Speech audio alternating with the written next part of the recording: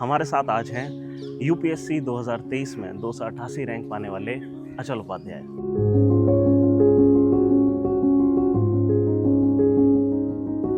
Shri Ram college of commerce से economics में graduation किया था। वो 2019 में कंप्लीट हुई। One thing you are most afraid of?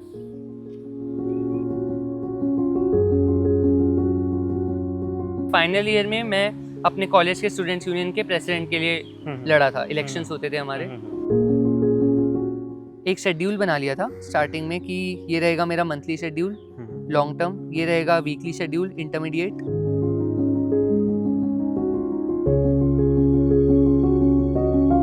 आपको एग्जामिनेशन के डे बिल्कुल काम रहना है, बिल्कुल कंपोज रहना है, बिल्कुल बॉक डाउन नहीं होना कि क्वेश्चन तो आ ही नहीं रहे अपने अकॉर्डिंग।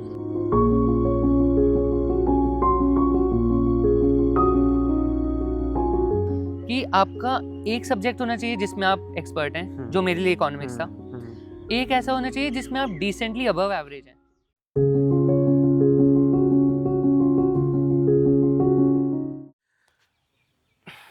मैं हूं पुलकित भारती और हमारे साथ आज हैं यूपीएससी 2023 में 288 रैंक पाने वाले Achal Upadhyay. Hello Achal, how are you? Hello Pulkit, I am good. तो मतलब आपकी टोटल प्रिपरेशन लगभग शायद 2 साल की रही है ना? 1 साल मैं बोलूँगा, 1 साल से भी कम ही रही है वैसे तो, अगर मैं प्रीलिम से पहले देखूँ तो 9 से और 10 महीने। उससे पहले मेरे को पहले आप अपने बारे में बताइए कि आपने मतलब अपनी एजुकेशन कैसे कैसे करी और उसके बाद आप यूपीएससी की फील्ड में कैसे आए? तो एजुकेशन की बात करें तो मैंने अपनी 12th डीएवी पब्लिक स्कूल शेष विहार से करी है। दिल्ली में ही है जो, और जी। मैं बॉर्न एंड ब्रॉट अप भी दिल्ली का ही हूँ। 2016 में मैंने अपनी स्कूलिंग कंप्लीट करी थी और उसके बाद Shri Ram college of commerce से इकोनॉमिक्स में ग्रेजुएशन किया था। वो 2019 में कंप्लीट हुई और उसके बाद मास्टर्स करी है दिल्ली स्कूल ऑफ इकोनॉमिक्स से। वो हुई कंप्लीट 2021 में। मास्टर्स करने के बाद 1 साल मैंने मास्टर कार्ड कंपनी में जॉब किया और अगस्त 2022 में रिज़ाइन किया था कंपनी से, और उसके बाद से यूपीएससी प्रिपरेशन स्टार्ट करी और मई 2023 में मैंने पहला अपना अटेम्प्ट किया था। तो क्या मोटिवेशन रही, मतलब अच्छी खासी जॉब रही होगी आई गेस। तो मास्टर कार्ड। हाँ, तो आई मीन वहाँ से रिज़ाइन करना और मतलब साल भर में लगभग, है ना? और फिर यूपीएससी की तैयारी करना, ये डिसीजन कैसे हुआ? सो ये डिसीजन तो मैंने काफ़ी टाइम पहले ही बना लिया था। मैं कहूँगा अपने कॉलेज के टाइम पे ही बना लिया था। एक्चुअली कॉलेज के 3rd ईयर में मैं अपने स्टूडेंट्स यूनियन का प्रेसिडेंट था। तो उस दौरान मैंने थोड़ा देखा कि क्या ज़मीनी लेवल की जो वो हैं प्रॉब्लम्स हैं, उनको सिविल सर्वेंट्स सॉल्व करते हैं। कॉलेज में भी, कॉलेज के बाहर भी, तो काफ़ी उस पे एक्सपोज़र मिला। तो तभी से एक चाह जाग गई थी कि हाँ, सिविल सर्विसेज़ में कुछ करना है। तो मन में बस यही था कि शुरू कब करनी है। डिसाइड हो गया था कि करना है, बट शुरू कब करनी है। फिर सोचा कि मास्टर्स भी कर लेते हैं, बिकॉज़ इकोनॉमिक्स इम्पोर्टेंट सब्जेक्ट होता है कहीं भी, किसी भी फील्ड में। और उसके बाद जॉब भी मिल रही थी कैंपस प्लेसमेंट के थ्रू। तो सोचा 1 साल एक्सपीरियंस ले लेते हैं। तो डिसीजन तो पहले ही बना हुआ था। बट हाँ, वो जो होता है ना, पेपर्स डाल रहे हैं जब अपनी जॉब में, तो थोड़ा तब मुश्किल हुई। काफ़ी लोगों ने भी बोला भाई सोच लो, सोच लो। बट हाँ, करना था तो करना था। तो तो ऐसे किया। मतलब ये इंक्लिनेशन आपको कॉलेज में मिला, पर जी। उससे पहले नहीं? उससे पहले थोड़ा बहुत था, पर हम्म, अब पता था कि कौन होते हैं आईएएस हाँ। Officers, IPS officers. कुछ एक्सपीरियंस के थ्रू भी और कुछ मूवीज़ के थ्रू भी। मूवीज़ भी काफ़ी आना स्टार्ट हो गई थी उस टाइम पे। बट एग्ज़ैक्टली वो लोग क्या करते हैं वो कॉलेज के टाइम से ज़्यादा पता लगा। ठीक है। तो एक मेरे को एक बात बताइए, जैसे हम ये देखते हैं कि मतलब थोड़ा एकेडमिक इंक्लिनेशन की ज़रूरत होती है कुछ तो, है ना? बिल्कुल, बिल्कुल। तो मतलब आप क्या बचपन से बहुत बेहतर परफॉर्म करते थे क्लास में एकेडमिकली? एकेडमिकली हाँ, I was a bright student. और 12th फर्स्ट से 12th तक ऑलमोस्ट सारे साल ओवरऑल टॉपर भी रहा था अपने स्कूल का। बट मैं उनमें से नहीं था जो 10-12 घंटे पढ़ सकते हैं डेली का। मैं अपना वही जो 4 स्कूल के टाइम पे 4-5 घंटे पढ़ते हैं, उस टाइप से पढ़ता था। टीचर्स भी और जो मेरे दोस्त थे वो भी थोड़ा शॉक्ड होते थे कि यार इतनी पढ़ाई में तू कैसे नंबर ले आता है, बट आ जाते थे। तो हाँ, एकेडमिकली ब्राइट स्टूडेंट था। और जैसे आपने अभी बोला कि इस जर्नी में भी आपको वो बुक्स से चाव होना ज़रूरी है, और हम्म, जो सब्जेक्ट आप पढ़ रहे हैं उसमें आपकी रुचि होना ज़रूरी है। तो कुछ कुछ सब्जेक्ट्स में रुचि होती ही थी शुरू से। हम्म। तो हाँ, अकेडमिकली शुरू से ही वो रहा है मेरा इंटरेस्ट। आप जनरली मतलब अर्ली राइजर हैं, सुबह जल्दी उठते हैं? नहीं नहीं, मैं नाइट आउल हूँ। मैं रात को पढ़ने वाला इंसान हूँ, 2:30 से 3 बजे तो बज इतना तो हम्म, हो ही जाता है कि काफी सोते जल्दी हुए। बुला लिया हमने आपको। कोई नहीं, कभी कभी हो जाता है। यूपीएससी इंटरव्यू के दिन भी जल्दी उठना पड़ा था, तो जब चाहिए तो उठ जाएंगे। ठीक है। तो आपको स्कूल में भी अलाउड था कि आप रात के 2-3 बजे तक करें? मतलब पेरेंट्स तो नहीं जगने देंगे? नहीं नहीं, तो स्कूल के टाइम पे वो नहीं हो पाता था। हम्म, स्कूल के टाइम तो हमारा ये शेड्यूल होता था कि 10:30 या 11 बजे आप बेड पे होने चाहिए, हम्म, क्योंकि सुबह 6 बजे उठना है और अपना सारा बैग वैग सेट करके रात को 10:30 मैक्सिमम 11 तब तक सारी लाइट्स ऑफ हो जाएंगी, हम्म। और तब तो सो जाते थे।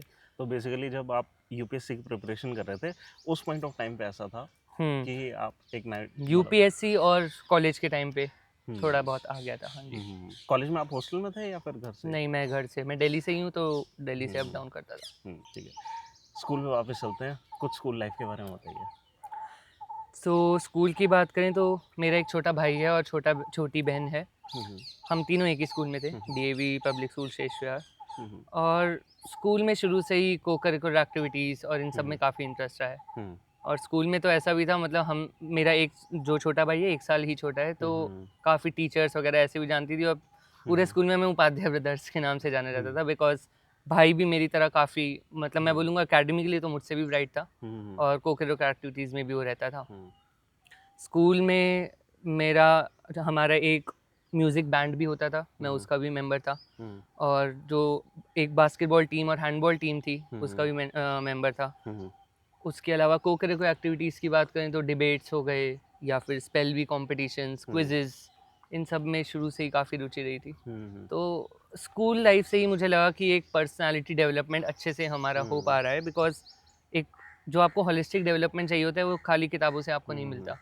आप लोगों से बात करते हैं, इंटरैक्ट करते हैं, अलग-अलग कॉम्पिटिशन्स इंटर हम्म, स्कूल, इंट्रा स्कूल में पार्टिसिपेट करते हैं। हम्म, स्पोर्ट्स हम्म, इतना ज़रूरी है, आप उसमें पार्ट लेते हैं, तो वहाँ से काफ़ी मुझे लगा कि एक अच्छा डेवलपमेंट हो रहा है। और खुराफात भी बहुत करते थे स्कूल में, बट थैंकफुली क्योंकि मार्क्स अच्छे आ जाते थे, तो हम्म, टीचर्स से अच्छी रेपो थी। खुराफात कैसी? खुराफात काफ़ी करी हैं, जैसे अब हमारे स्कूल में और किसी भी स्कूल में फॉर एग्ज़ाम्पल पटाखे फोड़ना अलाउड नहीं होता। हम्म, चुपचाप कभी एक आध वो भी फोड़ लिए हैं।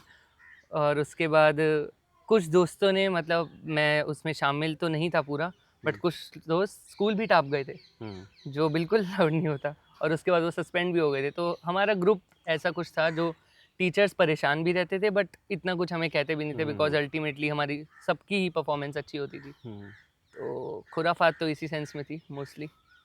आपसे काफी लोग एनवियस रहते होंगे पक्का। शायद हो भी सकता है, नहीं भी हो सकता, बट हम्म, थैंकफुली स्कूल में भी काफ़ी हम्म, अच्छा हमारा फ्रेंड सर्कल था। हम्म, जैसे 9th के टाइम पे हमें सेपरेट किया था, क्योंकि हमारे ऑप्शन होते थे फ्रेंच और संस्कृत में। हम्म, मैंने फ्रेंच लिया था, हम्म, सो उस टाइम पे हम सेपरेट हुए। तो 8वीं तक भी जो फ्रेंड्स थे वो भी बने रहे आगे तक। हम्म, फिर 10वीं के बाद 11th में, जैसे हमें पता है कॉमर्स, साइंस और ह्यूमैनिटीज़ में सेपरेट होते हैं, हम्म, पर जो 10वीं के फ्रेंड थे वो भी बने रहे, और हम्म, फिर 11वीं और 12वीं में तो नए दोस्त मिलते ही हैं। हम्म, तो थैंकफुली एक फ्रेंड सर्कल तो काफ़ी ही अच्छा बन गया था। तो अगर एनवियस थे भी लोग, उससे ज़्यादा अच्छे दोस्त हमारे दोस्त है। आस-पास थे। जी। 11th में आपकी कौन सी स्ट्रीम थी? मेरी कॉमर्स विद मैथ्स स्ट्रीम थी। कॉमर्स विद मैथ जी, थी। जी। ठीक है, तो आपने मतलब पहले से ये डिसाइड कर रखा था कि आपको करियर पाथ इस तरीके से रखना है कि आप मतलब दिल्ली के टॉप मोस्ट किसी कॉलेज में जाएंगे कॉमर्स जी, विद। और एक्चुअली मेरे फादर भी चार्टर्ड अकाउंटेंट हैं, हम्म, हम्म, तो कॉमर्स का मुझे थोड़ा बहुत पहले से आइडिया था। हम्म, हम्म, तो हाँ, शुरुआत वहीं से हुई थी। घर में आप सबसे बड़े हैं? हाँ जी, भाई-बहन में सबसे बड़ा मैं ही हूँ। तो फिर घर में कैसा माहौल रहता था? स्कूल के टाइम घर में हमारा एक थोड़ा फिक्स शेड्यूल और टाइम टेबल रहता था, हम्म, कि दिन में आप स्कूल से आए, खाना-वाना खा के थोड़ा रेस्ट किया, हम्म, शाम को होमवर्क वगैरह करके थोड़ा फिर खेलने चले गए, हम्म, फिर वापस आके थोड़ा और होमवर्क किया, फिर 8 साढ़े 8 से टीवी चल जाता था, हम्म, 2 ढाई घंटे टीवी देख के फिर सोना हो जाता था। हम्म, तो एक तरह से हम थोड़ा मैनेज करके चलते थे कि काम भी पूरा करना है, थोड़ा हम्म। खेल-कूद में भी ध्यान देना है, मोस्टली ऐसे ही रहता था हमारा। लड़ाई वड़ा नहीं होती थी? भाई बहन में लड़ाई तो होती है, बट अब वही है, जब आप बड़े हो जाते हैं तो उन बातों को सोच सोच के हंसते हैं, वो वीडियोस देख के हंसते हैं कि देख मैं ऐसे मम्मी को तेरे को परेशान करता था, मम्मी से ऐसे कंप्लेंट करता था। तो हाँ, ये सब तो चलता रहता ओके, ऐसा कंपैरिजन की देखो इनको, देखो ये ऐसा कर रहे हैं। है। थैंकफुली हम तीनों ही अच्छे थे कोई पढ़ाई में, जैसे जो मेरी छोटी बहन है अब वो भी सीए की प्रिपरेशन कर रही है, और स्कूल टाइम पे she was also decent academics में। तो हो सकता है टीचर्स कंपैरिजन करते हों, बट हमारे घर में कभी ऐसा माहौल नहीं बना कंपैरिजन का, क्योंकि हमारी फील्ड्स ही डिफरेंट थी। मैं इस यूपीएससी फील्ड में आ गया, बहन सीए फील्ड में गई, भाई ने साइंस ली थी और अब he is doing his MBA from XL Jamshedpur. तो वो माहौल घर में तो नहीं बना, टीचर स्कूल में फिर कुछ भी हो हमें उससे फ़र्क नहीं पड़ता था। अब जैसे फादर आपके चार्टर्ड अकाउंटेंट है, तो लगभग माहौल कैसा रहता है कि मतलब टाइम टेबल एकदम हर चीज़ का सेट रहता है, या फिर थोड़ा सा इरेगुलर टाइप का? एग्जैक्टली सेट तो नहीं होता था, बट एक मोटा मोटा शेड्यूल रहता था हर दिन का। और बाकी अब हर घर में होता ही है कि एक बैड कॉप होता है, एक गुड कॉप होता है। तो हमारी मम्मी गुड कॉप होती थी और हमें ऐसे डरा के रखती थी कि ये ना किया तो पापा से कंप्लेंट कर दूंगी। तो उस हिसाब से हम थोड़ा डिसिप्लिन रहे शुरू से। बट एक वो होता है जो स्ट्रिक्ट डिसिप्लिनरियन होता है, वैसा कुछ नहीं था। ट्रैवलिंग का बहुत शौक था, तो हम उसके आगे भी बात कर लेंगे। बट कभी ऐसा प्रेशर नहीं दिया घर से भी कि पढ़ाई में लगे रहो या फिर किसी एक्टिविटी में लगे रहो। पूरा फ्लेक्सिबल रहता था, टाइम टेबल भी और हमारे इंटरेस्ट भी। किस तरीके से स्ट्रिक्ट थे फादर? स्ट्रिक्ट अब वही है, मम्मी दिखाती थी कि स्ट्रिक्ट हैं, कि ताकि हम जैसे शाम को खेलने गए तो ज़्यादा देर ना रुकें और वापस टाइम पे आ जाएं, अपना होमवर्क टाइम पे कर लें, ज़्यादा लड़ाई ना करें। बट ऐसे, और मतलब ऐसा नहीं कि फादर कभी कभी थोड़ा बहुत डांट दिया, बस वहाँ तक होता था जो हर घर में होना भी चाहिए। बट इससे ज़्यादा कभी कुछ नहीं हुआ। एक्स्ट्रा करिकुलर्स में आपने बताया बास्केटबॉल वगैरह खेलते थे, है ना? मतलब आप स्कूल की टीम वगैरह को रिप्रेजेंट करते थे, कैसे खेलते थे? स्कूल की टीम मैंने हैंडबॉल गेम में रिप्रेजेंट करी थी, और बास्केटबॉल हो गया, बैडमिंटन हो गया, बाकी कुछ स्पोर्ट्स हो गए, क्रिकेट का भी शौक था। तो बाकी स्पोर्ट्स में जो इंट्रा स्कूल इवेंट्स होते हैं उसमें हमारे जैसे हाउसेस डिवाइड होते थे, तो उसमें स्पोर्ट्स डे पे खेलते थे, मेडल्स वगैरह आते थे। टीम के लिए मैंने हैंडबॉल को रिप्रेजेंट किया था। क्रिकेट का भी शौक था, आईपीएल वगैरह फॉलो कर रहे हैं? हाँ, थोड़ा बहुत कर लेते हैं सर, सारी टीमें 200 से ऊपर मार रही हैं अब तो। बट हाँ, करते हैं। और यूपीएससी प्रिपरेशन के टाइम पे या उससे प्रिपरेशन के टाइम पे थोड़ा छूट गया था, बट मैं उनमें से नहीं था जिन्होंने सब कुछ ही टीवी वगैरह सब कुछ छोड़ दिया। थोड़ा बहुत न्यूज़ और उस पर आइडिया रहता था, और क्योंकि कभी कभी क्वेश्चंस भी बन जाते हैं वहाँ से। बट हाँ, अभी आज की बात करें तो ढंग से ही फॉलो कर रहे हैं, पहले भी करते थे। खुद भी गली क्रिकेट वगैरह खेला? भाई इंडियंस हैं, इंडियंस तो सारे ही गली क्रिकेट और फुटबॉल, ये दो स्पोर्ट तो खेलते ही हैं। कभी ऐसा हुआ है कि मतलब कांच वांच फोड़े हो, मतलब इस लेवल का गली क्रिकेट खेला? हाँ हाँ, बिल्कुल बिल्कुल, स्कूल के टाइम पे, कॉलेज के टाइम पे रहता ही था। अभी खेलना चाहिए? खेलते हैं, काफ़ी टाइम हो गया मुझे भी खेले हुए। तो फिर चलिए खेलते हैं। हाँ, टाइम हो गया बहुत, चलिए चलते। आपको बैटिंग पसंद है बॉलिंग? भाई ऑलराउंडर ही हैं यार हम तो। कभी ऐसा हुआ कि मतलब कोई शीशा वीशा फूटा हो, आप अपना बैट लेकर भाग गए हो? शीशे तो फूटे हैं पर भाई हम जाते थे उधर और अंकल से बात कर लेते थे कि यार खेल ही है, खेल को खेल की तरह देखो। बट हाँ, कोई ऐसा बहुत ज़्यादा नुकसान नहीं हुआ कहीं किसी का। बैट आप ही लाते थे, कोई और लाता था? नहीं नहीं भाई, बराबर टाइम पे चलता था, कभी कोई लाता है कभी कोई लाता है। तो ऐसे ही चलता था। अपने साथ तो ये होता था, मेरा दोस्त लाता है बैट, कुछ भी इंसिडेंट हुआ सबसे पहले बैट लेकर भागेगा। हाँ, मोस्टली यही रहता है कि जिसका बैट है वही बैटिंग करेगा। हाँ, आपको कैसा बैटिंग स्टाइल पसंद है? विराट कोहली एकदम क्लासी टाइप या फिर मिस्टर 360? यार depends on situation to situation. Virat Kohli अपनी जगह पे अपना बेस्ट है, और 360 आप कहेंगे तो सूर्य कुमार यादव बेस्ट है। तो सब सिचुएशन पे डिपेंड करता है कि किस टाइप की नीड है। बट हाँ, फिर कोहली तो कोहली है। दिल्ली कभी नहीं जीती, आपने कभी सपोर्ट करा है दिल्ली को? यार दिल्ली में रहते हैं तो दिल्ली को सपोर्ट करना तो बनता है, ठीक है। और प्लेयर्स उसमें हैं अच्छे, है वही थोड़ी स्ट्रैटेजी की कमी रह जाती है, कभी किस्मत खराब होती है। कभी ऐसी बेइज्जती सी नहीं लगी यार दिल्ली कभी जीती नहीं, फालतू में सपोर्ट कर रहे हैं। भाई दिल्ली है दिल वालों की, जिसका दिल सही है ना फिर उसको बेइज्जती वगैरह की दिक्कत नहीं होती। तो स्पोर्ट्स कोटे वाले हैं तो वैसे स्टड रहते होंगे नहीं कॉलेज में? हाँ मतलब, बट मोस्टली उनके साथ एक नेगेटिव पॉइंट ये रहता था कि उनके जो कॉलेज के फ्रेंड्स हैं वो लिमिटेड रहते थे। मगर इसमें एक फिर दूसरी साइड भी है कि जो उनके अपनी टीम का जो बॉन्ड था और जो स्पोर्ट्स कोटा वाले ही जो फ्रेंडशिप्स बनती थी वो काफ़ी स्ट्रांग बन जाती थी। अब वो ये मैं स्पोर्ट्स कोटा का हूँ नहीं तो मुझे उसके बारे में इतनी नॉलेज नहीं है, बट बाहर से जितना लगता था जो वो ऐसे ही था। बिल्कुल राइट, ठीक है। आपने कभी ये नहीं सोचा, जैसे कॉलेज के टाइम पे लोग अपने करियर ऑप्शंस एक्सप्लोर कर रहे होते हैं, है ना? तो आपने जैसे बताया कि कॉलेज के टाइम पे आखिरी के दिनों में आते आते कुछ इंक्लिनेशन था, है ना, लेकिन बहुत ज़्यादा नहीं था। तो आपने वो नहीं सोचा कि जैसे आप अपने फादर की तरह ही चार्टर्ड अकाउंटेंट? चार्टर्ड अकाउंटेंसी की तरफ मेरा उतना ध्यान नहीं गया, बट कॉलेज के बिगनिंग में एक्चुअल साइंस का सोचा था, बिकॉज इकोनॉमिक ऑनर्स के मेरे काफ़ी सारे फ्रेंड्स उसमें ही कर रहे थे। और उसके बाद फिर हमने जब कॉलेज की सोसाइटीज़ वगैरह, क्योंकि एसआरसीसी में सोसाइटीज़ बहुत होती हैं, वहीं से ज़्यादा एक्सपोजर मिलता है, तो जब सोसाइटीज़ वगैरह में पार्ट लेना शुरू किया तब और भी चीज़ों के बारे में, एंटरप्रेन्योरशिप के बारे में पता चला कि वो भी काफ़ी कैसे बेनिफिशियल हो सकती है और कितना उसका आगे स्कोप है। उसके अलावा सोशल सेक्टर, सोशल डेवलपमेंट उस साइड पे पता चला, और सोशल डेवलपमेंट की साइड में थोड़ा ज़्यादा इंक्लिनेशन गया, and that can be related to UPSC also, because ultimately that is also for welfare of the people, social welfare, उन चीज़ों के लिए। तो कॉलेज में काफ़ी ज़्यादा उसमें कंपटीशन रहता है कि बिकॉज एसआरसीसी में प्लेसमेंट्स आपको पता होगा काफ़ी अच्छी होती हैं, तो सब उसी रैट रेस में लगे रहते हैं, बट मेरा उस तरफ इतना इंक्लिनेशन नहीं गया। तो शुरुआत एक्चुअली से हुई थी, बट इतना पढ़ने की क्षमता नहीं थी मुझ में 12-13 घंटे कॉलेज की एक्टिविटीज़ के साथ, सो इसलिए यूपीएससी की तरफ मेरा थोड़ा ज़्यादा इंक्लिनेशन रहा। फिर आपने मतलब प्लेसमेंट में बैठने का डिसीजन क्यों लिया? मतलब आप डायरेक्टली क्यों नहीं आना चाह रहे थे यूपीएससी में? प्लेसमेंट्स में मैं नहीं बैठा, अच्छा। तो मैंने कहा कि हाँ उस तरफ रैट रेस रहती थी, बट मैं नहीं बैठा। और उसका एक रीज़न ये भी था कि फाइनल ईयर्स में प्लेसमेंट होती हैं, और फाइनल ईयर में मैं अपने कॉलेज के स्टूडेंट्स यूनियन के प्रेसिडेंट के लिए लड़ा था। इलेक्शंस होते थे हमारे, तो उसके लिए लड़ा था। थैंकफुली रिकॉर्ड मार्जिन से मेरी विक्ट्री भी हुई थी। तो president of the students union, उसके पास इतना टाइम होता ही नहीं।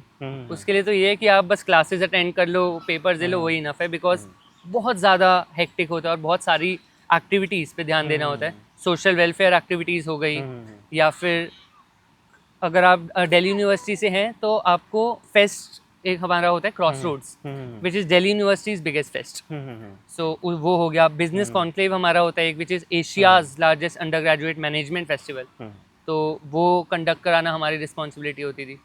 तो इतने बड़े लेवल के फेस्ट कंडक्ट कराना, यूनियन का रिप्रेजेंटेटिव होते हुए लोगों की ग्रीवेंसेस को सॉल्व करना, एडमिनिस्ट्रेशन से डील करना, उसमें मतलब टाइम मिलता ही नहीं था। आप मानिए मैं लास्ट के ईयर में, कॉलेज के लास्ट ईयर में मुश्किल से मुश्किल 5 या 6 घंटे भी अगर एक दिन सो पाता हूँ तो बहुत हो जाता होगा, बिकॉज बहुत ही हेक्टिक होता था। तो प्लेसमेंट्स में मैं नहीं बैठा फिर, और डीएससी में मेरा थैंकफुली बाय मेरिट ही हो गया था।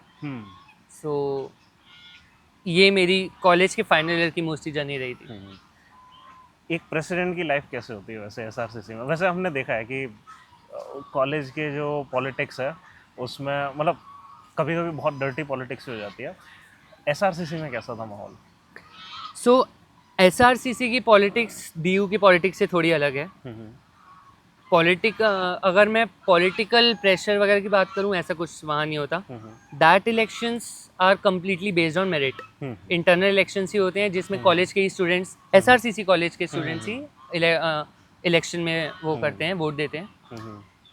जो कैंडिडेट्स हैं, हम भी अपने मैनिफेस्टो में मोस्टली कॉलेज के बेनिफिट की या फिर स्टूडेंट्स के बेनिफिट की चीज़ों पे ही ध्यान देते हैं, और कैंडिडेट्स के भी मेरिट पे ही हम मोस्टली इलेक्शंस हमारे कंडक्ट होते हैं। तो मतलब मैनिफेस्टो में आप किस टाइप के मुद्दे उठाते हैं? मैं अगर अपने पर्सनल मैनिफेस्टोज की बात करूं तो कुछ मुद्दे हमने उठाए थे जो कोविड में भी आगे काम आए। फॉर एग्जांपल हमारे कॉलेज में कॉलेज डोमेन की जो ईमेल आईडीज़ होती हैं वो नहीं थी, तो हमने वो थोड़ा स्टार्ट करा था @srcc.du.ac.in ऐसे करके, जो आगे कोविड के टाइम पे भी आपको पता ही होगा सब कुछ ऑनलाइन रहा, तो उस टाइम पे भी क्लासेस देनी हैं और जो असाइनमेंट सबमिट करने हैं वो उसी ईमेल आईडीज़ के थ्रू हो रहे थे। उसके अलावा चार्जिंग कियोस्क्स वगैरह हमने लगवाने की बात करी थी। अपने टाइम पे एक बाइसिकल स्टैंड लगवाया था हमने कॉलेज में, एंड हॉस्टल में वाटर प्रॉब्लम थी, आरओ वाटर प्रॉब्लम, तो उसको सॉल्व किया था। तो इस टाइप के हम मुद्दे उठाते थे।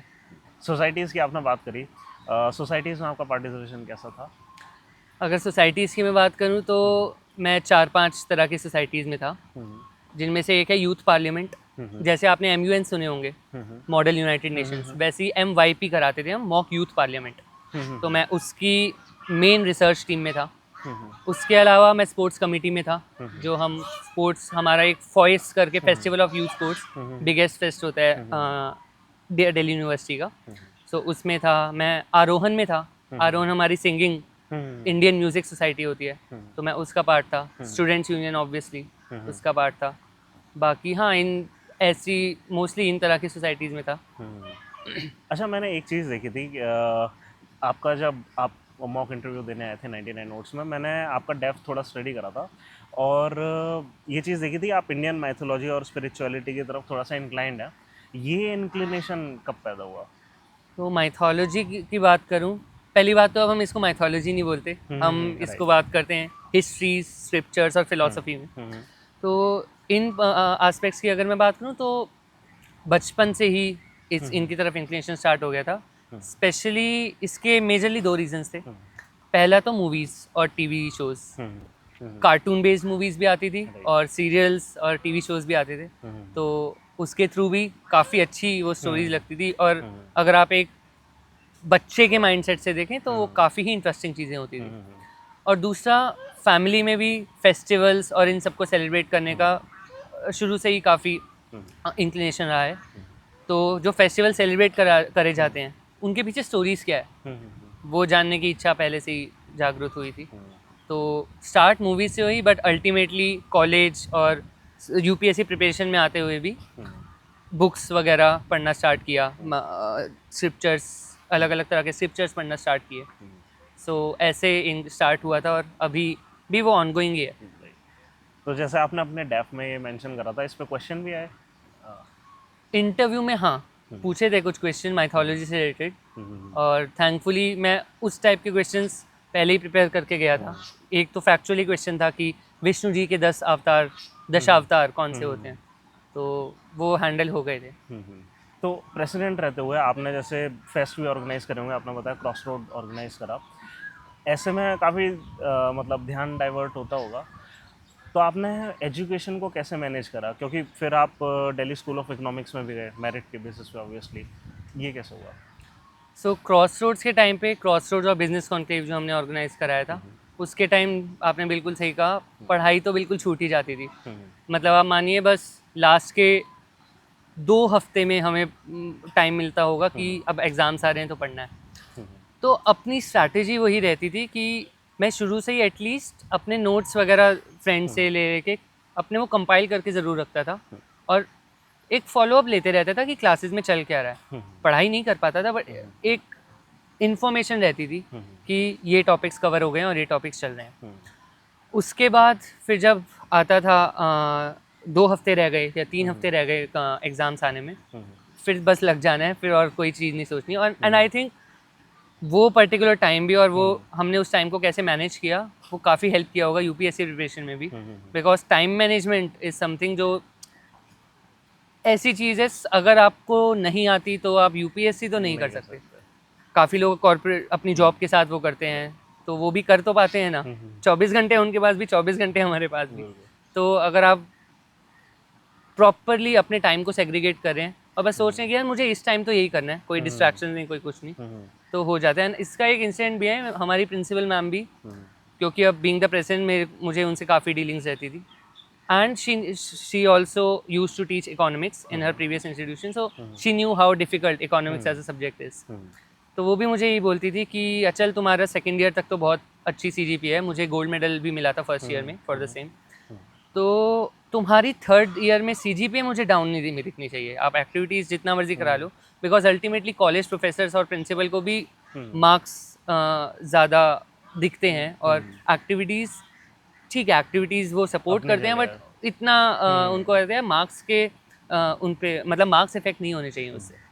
तो वो भी मुझे बोलते रहती थी, और अभी मैं रिसेंटली मैम से मिलने भी गया था, तो शी यूज्ड टू से कि अचल याद है ना, मैं तुम्हें कॉरिडोर्स में बोलती थी कि तुम्हारे मार्क्स अगर डिप हुए तो मैं ये सारा क्रॉस रोड्स वगैरह सब बंद करवा दूँगी। बट थैंकफुली मार्क्स डिप नहीं हुए उस टाइम। और टाइम मैनेजमेंट, आपको अगर आप टाइम मैनेजमेंट करें, और अल्टीमेटली वही है, अगर आपको पता है क्या पढ़ना है, कहाँ से पढ़ना है और कितना पढ़ना है, तो आप कर लेंगे। एंड आई थिंक यूपीएससी में भी यही चीज़ है। बाकी नाइट आउल हैं ही। नाइट आउल थे ही, तो दिन में अपना इवेंट्स के लिए काम किया, स्पॉन्सरशिप्स उठानी होती थी तो कॉर्पोरेट से कांटेक्ट कर रहे हैं, अलग अलग स्टॉल्स उठाने होते थे तो स्ट्रीट वेंडर्स, कैफ़ेज, इनसे कर रहे हैं। और वहाँ से ही प्रॉब्लम्स भी पता चलती थी, उन लोगों की प्रॉब्लम्स क्या हैं, और काफ़ी सारे डीएम्स वगैरह उनसे भी कांटेक्ट हुआ, काउंसलर्स जो रहते, कॉर्पोरेटर्स जो रहते, उनसे भी कांटेक्ट हुआ, तो एक होलिस्टिक वहाँ से भी इंफॉर्मेशन मिलते रही सोसाइटी के लिए। एंड आई थिंक वो काफ़ी वर्क किया मेरे पॉजिटिव में और मेरी इंक्लिनेशन टुवर्ड्स यूपीएससी जर्नी में। तो ये सारी चीज़ें रही एक थी। काइंड ऑफ एडमिनिस्ट्रेटिव एक्सपीरियंस मिल जाता है छोटा सा। बिल्कुल बिल्कुल, सोसाइटी चल कैसे रही है, सोसाइटी में लोग कैसे कंट्रीब्यूट कर रहे हैं, और हम जैसे लोग भी कैसे कंट्रीब्यूट कर सकते हैं, तो काफ़ी ज़्यादा एक्सपोजर मिलता है। अच्छा, आप जैसे अभी सिलेक्शन हुआ है आपका, आपका मेन मोटिव क्या है कि यूपीएससी में मतलब सिविल सर्विसेज में जाना क्यों है? सिविल सर्विसेज में जाने का मेरा मेजर मोटिव, और द मेन मोटिव जैसे आपने कहा, वो यही है कि जब हमें दिखता है ना कि सोसाइटी में कोई दिक्कत चल रही है और हम कुछ उसको सॉल्व करने की कोशिश करते हैं, फिर लोगों के थ्रू भी ये रियलाइज़ होता है कि यार अभी ना आपके पास इतनी अथॉरिटी नहीं है जो आप ये कर सको, तब थोड़ा पिंच होता है इस बात को लेके। सो जब आपके पास वो अथॉरिटी भी आ जाएगी, I define civil services as someone having an authority with responsibility and accountability. तो आप सोसाइटी की तरफ रिस्पॉन्सिबल और अकाउंटेबल है, प्रोवाइडेड आपके पास वो अथॉरिटी भी है जो आप कर सकें। तो वो काफ़ी वैल्यू क्रिएट करता है, वो काफ़ी हेल्प करता है, और इस वजह से मैंने सिविल सर्विसेज में मेजरली आने का डिसीजन बनाया था। अच्छा, इससे रिलेटेड एक क्वेश्चन है कि जैसे आपने एक एक लीडरशिप रोल में आप रहे हैं, है ना? और आप एक तरीके से एक एडमिनिस्ट्रेटिव रोल में भी रहे हैं फाइनल ईयर में, जी। है ना? आपको क्या लगता है कि ज़्यादा इफ़ेक्ट व्यक्ति एक लीडरशिप रोल में डाल सकता है या फिर मतलब एडमिनिस्ट्रेटिव रोल में? आई थिंक दोनों रोल्स इंटरकनेक्टेड हैं और ये सिलोज में डिवाइडेड नहीं है। लीडरशिप, अगर हम लीडरशिप की बात करें तो a leader is not something who is just directing the people to work in a particular direction. Ultimately a good leader is one who is leading with example. अगर आप वो चीज़ खुद कर रहे हैं, आपके जो कलीग्स हैं, जो आपके बैचमेट्स हैं, वो भी फिर वो देख कर वो फॉलो करना स्टार्ट करते हैं। और एडमिनिस्ट्रेशन में भी अ गुड लीडर, आपको वो चीज़ पहले खुद करनी पड़ेगी।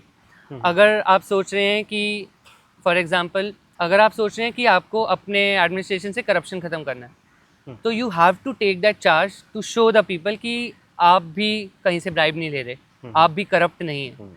और ये तो बस एक छोटा सा एग्जांपल है। स्टेप बाय स्टेप और इस जर्नी में हर सेकंड आप वो अपनी लीडरशिप स्किल्स डिमॉन्स्ट्रेट कर सकते हैं while being in the administration. So important तो दोनों ही हैं, दोनों ऑब्वियसली। और दोनों अलग नहीं है, दोनों इंटरलिंक्ड ही हैं। दिल्ली स्कूल ऑफ इकोनॉमिक्स आपका लगभग कोविड के टाइम पे चला गया, है ना? तो वहाँ पे आप कैसे कनेक्ट हुए या कैसा रहा एक्सपीरियंस? डीएससी में मेरा फर्स्ट सेमेस्टर ऑफलाइन था, एंड थैंकफुली उस सेमेस्टर में ही काफ़ी अच्छा फ्रेंड सर्कल वगैरह बन गया था, जिनके साथ एक आध ट्रिप्स पे भी चले गए थे। सो उस टाइम की जो फ्रेंडशिप थी वो अभी तक कायम है, और सेकंड, थर्ड और फोर्थ सेमेस्टर मोस्टली ऑनलाइन ही गया। तो वो जो मास्टर्स का एक्सपीरियंस है सिर्फ एजुकेशन तक ही सीमित रहा, कि आप बस पेपर्स दे रहे हैं और पढ़ाई कर रहे हैं, लेक्चर्स अटेंड कर रहे हैं, बट वो हॉलिस्टिक एक्सपीरियंस वहाँ नहीं मिला। बट थैंकफुली मेरा ग्रेजुएशन ही इतना अच्छा गया था कि वो कसर वहाँ पे पूरी हो गई। तो आपने बताया आपको ट्रैकिंग का शौक है और आप टी शर्ट भी पहन कर आए हैं हाई एल्टीट्यूड, तो मतलब कहीं जाना हुआ, कहाँ कहाँ आप ट्रैक कर चुके हैं? ट्रैकिंग में की अगर मैं बात करूँ तो स्टार्टिंग मेरा हमारा फर्स्ट ट्रैक था त्रिउन ट्रैक, जो हम डीएससी के फ्रेंड्स के साथ गए थे। जैसे मैंने आपको पहले भी बताया था, वो फर्स्ट सेमेस्टर में हमारी बॉन्डिंग हो गई थी, और एक आध जो ट्रिप गए थे वो त्रिउन ट्रैक की ट्रिप गए थे। तो स्टार्टिंग वहाँ से हुई थी। उसके अलावा मैं एक ब्यास कुंड ट्रैक गया हूँ, मनाली से हम्म, चलता है वो। हम्म, सरपास ट्रैक किया है। हम्म, एंड उसके अलावा एक अपना केदारनाथ भी गए हैं, मैं उसको भी एज अ ट्रैक ही काउंट करता हूँ, बहुत नाइस। डिफिकल्ट ट्रैक है वो। हम्म, वैष्णो देवी तो जाते ही रहते थे, बट हम्म, केदारनाथ भी एक डिफिकल्ट ट्रैक है। हम्म, और अभी मोस्ट प्रोबेबली नेक्स्ट मंथ या next month valley of flowers track का प्लान कर रहे हैं। Oh nice. तो ट्रैकिंग में तो ही, बट बचपन से ट्रैवलिंग का बहुत शौक रहा था। हम्म, आपको ट्रैवलिंग का शौक है? मेरी ग्रेजुएशन एनआईटी श्रीनगर से है, तो हम्म। कश्मीर के आसपास तो पूरा घूम ही लिया, सोनमर्ग गुलमर्ग। बिल्कुल। प्लस वहाँ पे मतलब ट्रैकिंग के लिए भी है, एक शंकराचार्य की पहाड़ी है, उसको तो हम्म। लगभग हर महीने हम चले जाते थे ट्रैक करते हुए। एक ग्रेट लेक्स ट्रैक भी है उधर कश्मीर के पास ही। वहाँ मैं नहीं गया हूँ अभी तक। सो हाँ, ट्रैवलिंग का तो बचपन से ही शौक रहा था। तो आप मान लीजिए हर साल विद फैमिली एटलीस्ट 2 से 3 जगह तो ट्रैवलिंग हम जाते ही थे। सो हिमाचल, उत्तराखंड ये तो सारा कवर कर रखा है। कश्मीर भी जैसे बात करी तो गए थे हम 8-10 दिन, वहाँ भी घूम के आए हुए हैं। और उड़ीसा ट्रैवल किया है, वेस्ट बंगाल घूम रखे हैं थोड़ा। सही है, आपका भारत भ्रमण हो ही चुका है। अभी सबसे साउथ की अगर मैं बात करूँ तो सदर्न मोस्ट पॉइंट में गया हूँ, गोकर्णा तक। गोवा से गोकर्णा गए थे एक बार, तो गोकर्णा के नीचे जाने का अभी वो प्लान नहीं बन पाया। केरला सोच रहे थे जाएंगे, बट वो कुछ करके हट गया। तो हाँ, इंडिया में काफ़ी घूमे हैं। इंटरनेशनली एक ही जगह मैं गया हूँ, दुबई गए थे अभी हम in the month of December January, new year के टाइम पे।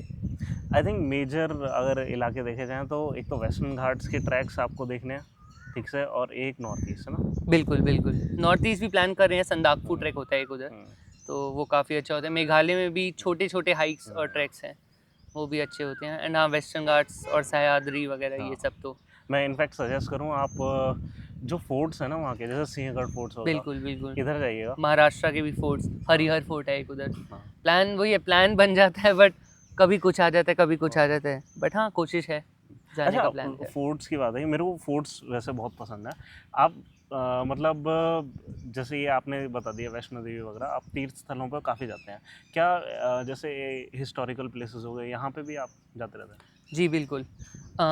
हिस्टोरिकल प्लेसेस की भी अगर बात करूँ तो अगर कहीं घूमने जाते हैं, वहाँ के हिस्टोरिकल प्लेसेस तो एक्सप्लोर करते ही हैं। उदयपुर में जैसे अगर थे तो उदयपुर फोर्ट ज़रूर देखेंगे। और उसके बाद राजस्थान में भी काफ़ी फोर्ट्स हैं। कुंभलगढ़ फोर्ट हो गया, और चित्तौड़ का किला है, ये सब देखे। दिल्ली में ही अगर बात करें, हुमायूं टॉम्ब, लाल किला और ये सब तो देख रखे हैं। वेस्ट बंगाल की बात करें, कलकत्ता में अपना विक्टोरिया मेमोरियल। और तो जब भी कहीं जाते हैं हम ट्राई करते हैं कि सब कुछ ही ढंग से कवर करके आएँ। और वो हिस्टोरिकल प्लेसेस भी होते हैं, स्पिरिचुअल प्लेसेस भी होते हैं। जैसे हम राजस्थान में गए थे तो नाथ द्वारा करके एक जगह है, माउंट आबू से थोड़ा दूर, वहाँ से गए थे। महेंद्रपुर बालाजी गए हैं। और वैष्णो देवी तो जैसे बताए। हिमाचल और उत्तराखंड में काफ़ी सारे माताओं के भी मंदिर हैं, चिंतपूर्णी, ज्वाला जी, जो लोकल वहाँ के डीटीज होते हैं। तो पूरा होलिस्टिक कवर करते हैं हम। अच्छा, आप फेयर्स वगैरह भी गए हैं? जैसे कोटा में फेयर लगती है, ग्वालियर में लगती है, जी जी बड़ी जी बड़ी। जी। कोटा में नहीं तो सूरज कुंड मेला जो होता है, वो तो गए थे, बचपन में गए थे। और अभी जाने का भी प्लान बन रहा था। अभी ही ख़त्म हुआ है वो, आई थिंक 2 महीने ही हुए हैं उसको ख़त्म हुए। तो बाकी जो दिल्ली हाट में लगते रहते हैं फेयर्स छोटे मोटे, तो उसमें जाते हैं। अब ऐसा करते हैं कि हम करते हैं रैपिड फायर, 10 सवाल लेंगे, ठीक ठीक है है? और आपको लगभग 1-2 सेकंड में आंसर देना है, ठीक है? बहुत ज़्यादा ठीक टाइम है नहीं ठीक है लगेगा, ठीक है। ठीक है? तो ग्रुप स्टडी या solo? Solo. CSAT necessary evil या menace? Necessary evil. Okay. Junk food या हेल्दी फूड? Healthy food. ठीक है। फिक्शन या एकेडमिक बुक्स? फिक्शन। ठीक है। One thing you are most afraid of? Time हो गया। Time out, okay. नहीं नहीं, बोलो फिर भी। किसी से डर ही नहीं लगता है, टू बी अच्छा ऑनेस्ट। अच्छा, any regret in life till now? College के टाइम पे शायद फ्रेंड्स के साथ और टाइम इन्वेस्ट कर सकता था, जो मैंने यूनियन में लगा दिया। तो मोस्टली यही। चलो, if your life is a story, what should be it's title?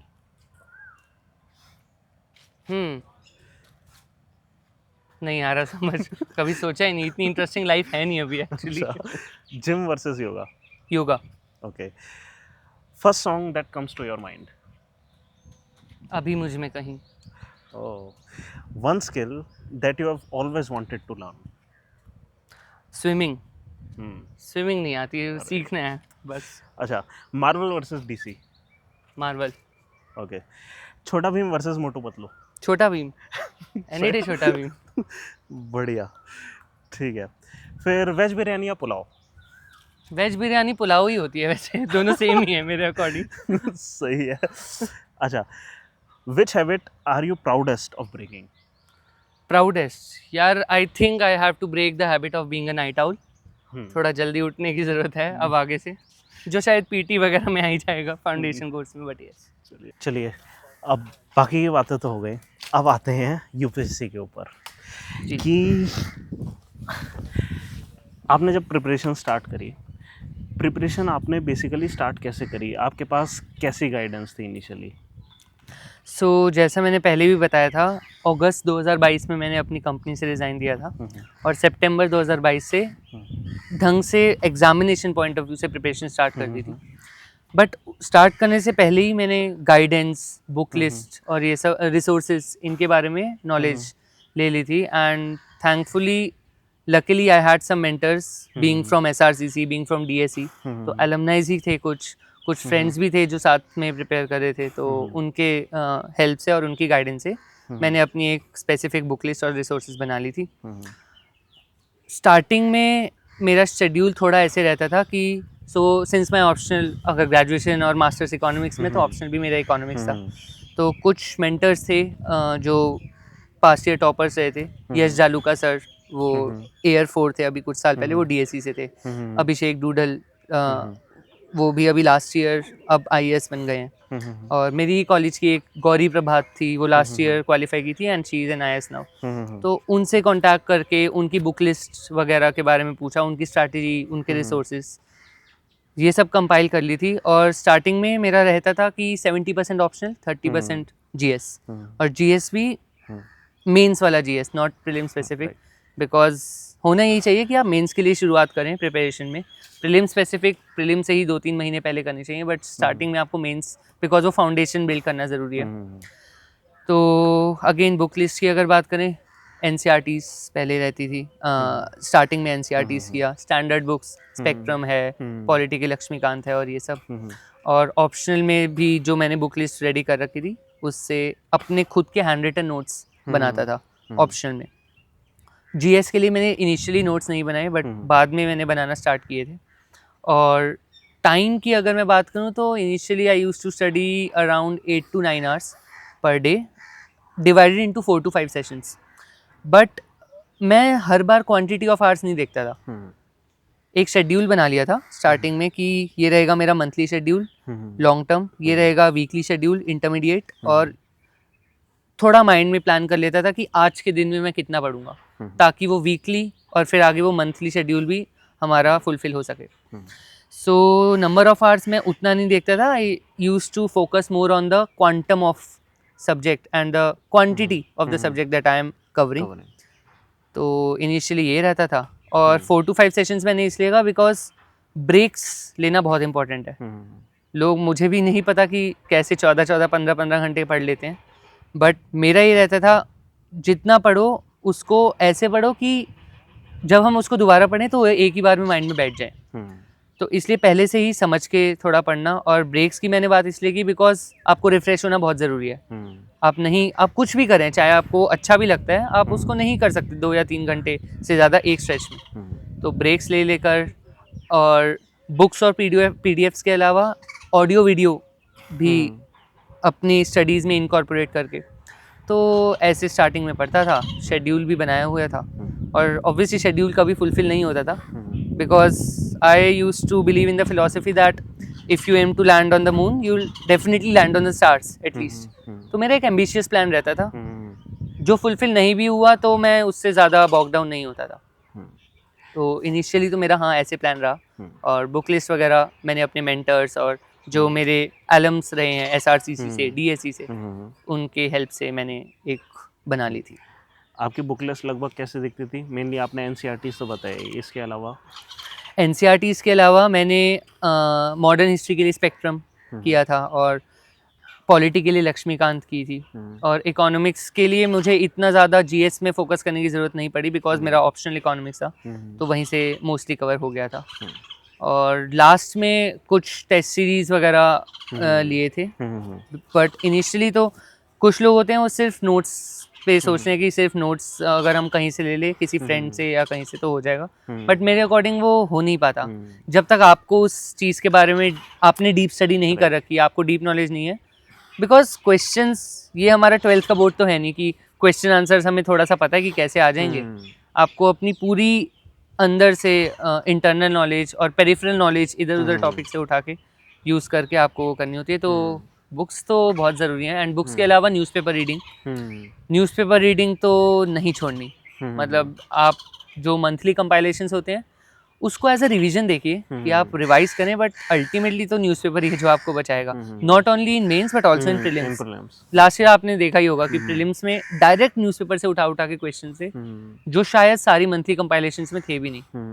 तो न्यूज़पेपर नंबर 1, और बुक्स मैंने बताई ये 2-3, और एनसीईआरटीज पे फोकस करना है। ठीक है, हमारी इस डिस्कशन से 2 डाउट मेरे दिमाग में आया। अब पहला तो ये आपने कहा कि आप प्रीलिम्स के लिए आखिरी 2 महीने में प्रिपेयर कर रहे थे, और दूसरा ये कि आपका मेन फोकस मेंस पे था। तो सवाल एक ही है और एक एक करके इस पर आएंगे कि प्रीलिम्स में 2 महीने में आप कैसे कोप कर रहे थे, और दूसरा ये क्या आप शुरुआत से ही राइटिंग प्रैक्टिस कर रहे थे, है ना? तो पहला सवाल कि आप क्या प्रीलिम्स मतलब 2 महीने में कैसे मैनेज करा? सो जैसे मैंने बताया, पहले मेंस की प्रिपरेशन स्टार्ट करी थी, बट वो खाली मेंस की नहीं होती। आप वो करते हुए भी, क्योंकि नॉलेज आपको मिल रही है, जैसे पॉलिटी लक्ष्मीकांत है, आप जब वो पढ़ रहे हैं तो प्रीलिम से भी डायरेक्टली क्वेश्चन वहाँ से उठ के आते हैं। तो प्रीलिम स्पेसिफिक पढ़ाई सही कहा आपने कि 2-2.5 महीने से ही स्टार्ट करी, बट क्योंकि वो मेंस हम ढंग से पढ़ रहे थे तो इसलिए वो थोड़ा बहुत प्रीलिम्स का कवर हो ही रहा था। अल्टीमेटली मुझे ये लगता है कि इसमें खाली हार्डवर्क से नहीं चलेगा, हार्डवर्क करना है, स्मार्ट वर्क बिल्कुल। और स्मार्ट वर्क को मैं डिफाइन करता हूँ hard work combined with proper planning और गाइडेंस अगर आपके पास है तो आपको पता है कि आपको कितना पढ़ना है और कहाँ से पढ़ना है। सो अल्टीमेटली प्रीलिम्स हो जाएगा, मेंस भी हो जाएगा इन दैट सेंस। और प्रीलिम्स के आखिरी के 2-2.5 महीने में मैंने मोस्टली फोकस किया था रिवीजन पे जितना हो सके, और मंथली कंपाइलेशंस को मैं रिवाइज करता था। बट न्यूज़पेपर शुरू से ही पढ़ रहे थे तो इतना डिफ़िकल्टी नहीं हुई वो करने में भी। प्लस मॉक टेस्ट बहुत इंपॉर्टेंट है प्रीलिम से पहले, तो मॉक टेस्ट और अपने ही नोट्स अगर आपने बना रखे हैं तो उसको रिवाइज करना, यही तो अगर आप लगभग कितने मॉक टेस्ट, कोई number I think personally person to person depend करता है, बट मैंने mock test full length mock test दिए थे 7 से 8, और मोस्टली मैंने सेक्शनल टेस्ट में लिखता था। बट इसको भी करने का सबका अपना तरीका होता है। कुछ लोग जो मॉक टेस्ट हैं वो ऐसे लेते हैं कि वो एक्चुअल टेस्ट लिख रहे हैं, बट क्योंकि उनको एक स्ट्रैटेजी भी प्लान करनी होती है कि how to attempt the final test that would be there, but मेरा वो पर्सपेक्टिव नहीं था। मैं मॉक टेस्ट मुश्किल से मुश्किल 18 से 20 मिनट में एक पेपर ख़त्म कर देता था, 2 घंटे का पेपर, क्योंकि मेरा ये नहीं होता था कि मुझे स्ट्रैटेजी बनानी है। और हाँ, पर्सनली मेरे मॉक टेस्ट में कभी 30 या 40 मार्क्स से ज़्यादा नहीं आए, क्योंकि मेरा ये होता ही नहीं था कि मुझे एक स्ट्रैटेजी से वो अटेम्प्ट करना है। 200 वाला? यस। मैं फोकस करता था अपने वैल्यू एडिशन और कंटेंट एडिशन पे, कि मैंने फटाफट से दे लिया एक मॉक टेस्ट और फिर आंसर की देखी और एक्सप्लेनेशन देखी, जो मुझे उसमें इंपॉर्टेंट लगा, जो क्वेश्चंस इंपॉर्टेंट हुए, बिकॉज मॉक टेस्ट में भी काफ़ी सारे क्वेश्चंस ऐसे होते हैं जो उतना यूजफुल नहीं होते फ्रॉम एग्जामिनेशन पर्सपेक्टिव, और काफ़ी क्वेश्चन ऐसे भी होते हैं जो आपको लग रहा होता है बिल्कुल ही रिपीट हो रहे हैं, बिल्कुल ही बेसिक हैं। तो इन दोनों क्वेश्चन को हटा के फिर जो मुझे लगता था कि हाँ ये मेरे नोट्स में वैल्यू ऐड कर रहे हैं, तो वो मैं नोट्स में अपने ऐड करते जाता था। तो ये एक रिवीजन की स्ट्रेटजी की तरह आप यूज़ करते थे मॉक टेस्ट को? जी कि मुझे अपडेट भी कर लें और करेक्ट, ताकि वो लास्ट में रिवीजन में हेल्प हो जाए। तो वो मेजर पॉइंट्स मैं अपने नोट्स में ऐड कर लेता था। और मेरी पर्सनली स्ट्रैटेजी रहती थी अटेम्प्ट मैक्सिमाइजेशन। जैसे इस बार भी प्रीलिम्स में मैंने अराउंड 96-97 क्वेश्चन अटेम्प्ट किए थे, क्योंकि मेरा यही मानना होता था। अब आई वोंट सजेस्ट कि सबकी, क्योंकि सबकी स्ट्रैटेजी अलग होती है। कुछ लोग मैक्सिमाइज करने की कोशिश करते हैं करेक्ट आंसर्स, वो भी अच्छी स्ट्रैटेजी है। तो मेरी अटेम्प्ट मैक्सिमाइजेशन रहती थी, and ultimately on the final day of examination जो मोस्टली लोग करते हैं कि first reading, second reading, third reading, वैसे ही किया मैंने।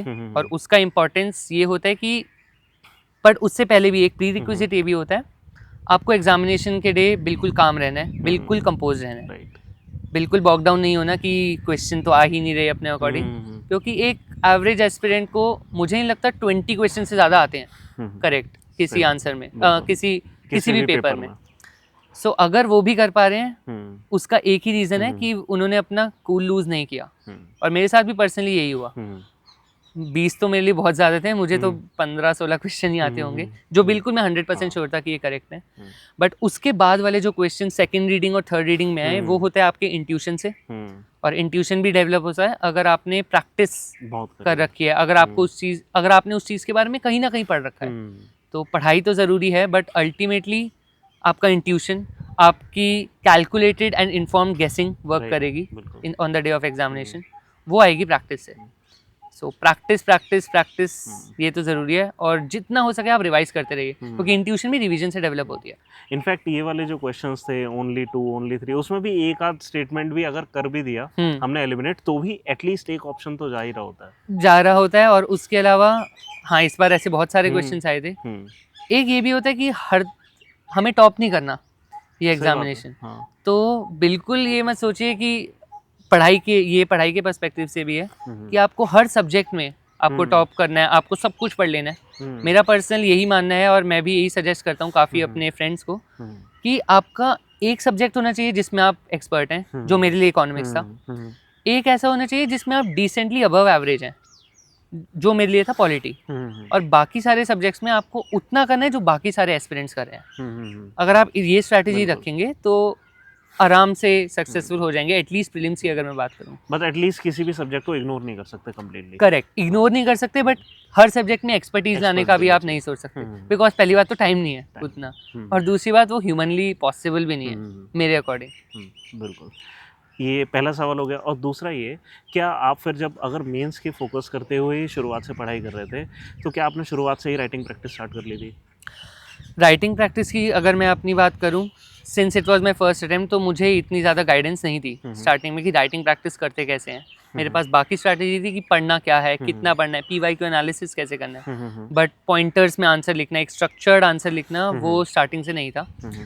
आंसर राइटिंग मैंने प्रीलिम से पहले जनवरी के मंथ में की होगी बट वो बहुत ही रफ, मैं उसको काउंट भी नहीं करूँगा बिकॉज पहली बात वो मैं करता था रूल शीट पे। मुझे इतना भी आइडिया नहीं था कि A4 साइज शीट होती है जो ब्लैंक होती है। सो वो मैं रूल शीट पे करता था। और दूसरा मेरा वो होता था पूरा एसे टाइप में मैं आंसर्स लिखता था, लंबा इंट्रोडक्शन हो जाएगा बिकॉज 12th में ऐसे ही कर रहे हैं हम, तो वही आदत थी 12th में कॉलेज में। तो पॉइंटर्स में आंसर राइटिंग वैसे स्टार्ट नहीं किया था। मेजरली आंसर राइटिंग मैंने स्टार्ट करी थी प्रीलिम्स के बाद ही। तो एक क्रैश कोर्स दिया था छोटा सा जिसमें से मॉक टेस्ट वगैरह भी थे, तो मॉक टेस्ट के थ्रू ही आंसर राइटिंग हुई थी। और टेलीग्राम पे कुछ इनिशिएटिव्स होते हैं तो उसमें उन कम्युनिटीज़ में मैंने ज्वाइन किया और वहाँ से थोड़ी गाइडेंस ले लेके वीकली आंसर राइटिंग स्टार्ट कर दी थी। और अल्टीमेटली एक और मैं स्टोरी बताना चाहूँगा, अपने एक्चुअल एग्जामिनेशन से पहले कभी ऐसा नहीं हुआ कि मैं कंप्लीट कर पाया था आंसर। 3.5 घंटे तो लग ही जाते थे। और GS के भी मैंने सिर्फ एक ही फुल लेंथ टेस्ट अटेम्प्ट किया था, बाकी हाफ लेंथ किए थे। सो उससे भी आप कभी बॉक डाउन मत होना कि आपका नहीं हो रहा, बिकॉज अल्टीमेटली एग्जामिनेशन के दिन क्या होता है, आप वो ऑटो पायलट मोड में चले जाते हो एक पॉइंट ऑफ टाइम आने के बाद। सो थैंकफुली और by the grace of God also उस दिन हो गया था कि मैं अपने सारे पेपर्स कंप्लीट कर पाया on time. But answer writing में मेरा जब मैं प्रैक्टिस कर रहा था तब नहीं था। तो अगेन शॉर्ट में मैं बताना चाहूँ, मोस्टली प्रीलिम्स के बाद ही स्टार्ट करी थी। बट नोट्स वगैरह बनाना थोड़ा पहले से स्टार्ट हो गए थे मेंस के। Ultimately before prelims also and before mains also आपको नोट्स ही काम आने वाले हैं। किसी के पास इतना टाइम नहीं होता कि वो पूरी बुक रिवाइज करे। तो मैं तो अपना पर्सनली हैंडमेड खुद बनाता था, हैंड रिटन नोट्स। कुछ टॉपर्स होते हैं वो किसी इंस्टीट्यूट के नोट्स रेफर करते हैं, किन्हीं फ्रेंड्स के रेफर करते हैं, बट अल्टीमेटली सब नोट्स ही रेफर कर रहे हैं। सो वो सबका अपना अपना कि वो कैसे करना चाहिए। इसमें कोई नंबर है कि आपने कितने मॉक टेस्ट दे दिए थे फुल लेंथ? प्रीलिम्स का तो मैंने आपको पहले बता दिया 7-8 दिए थे। मेंस के टाइम भी GS के लिए मैंने सिर्फ एक फुल लेंथ टेस्ट दिया था और हाफ लेंथ टेस्ट मैंने दिए थे 6-7 हाफ लेंथ टेस्ट दिए होंगे ऑन ईच वीकेंड। सो वो थोड़ा सा कंसिस्टेंसी बनी रही थी। बट मेंस के टाइम मैंने एक ही दिया एंड था। मेजर प्रैक्टिस प्रीलिम्स के बाद ही रही। बिल्कुल बिल्कुल। ऐसे राइटिंग के लिए भी प्रीलिम से पहले मैंने लिखे थे 3-4 ऐसेज लिखे थे, एंड वो भी वही जो हम 12th में लिखते थे। मुझे तो ये भी नहीं पता था कि जैसे जो अच्छी एक स्ट्रैटेजी है कि आप पहले 10-20 मिनट सोचिए, पॉइंट्स लिखिए एक रफ जगह पे, मैं टॉपिक देखते ही स्टार्ट कर देता था। सो बट प्रीलिम्स के बाद थोड़ा बहुत और स्ट्रैटेजाइज किया, थोड़ी प्रैक्टिस करना स्टार्ट की। फ्रेंड्स एंड कम्युनिटी ने वहाँ भी हेल्प किया कि हम एक दूसरे को अपने ऐसे सेंड कर देते थे जो जिनके साथ मैं प्रिपेयर कर रहा होता था।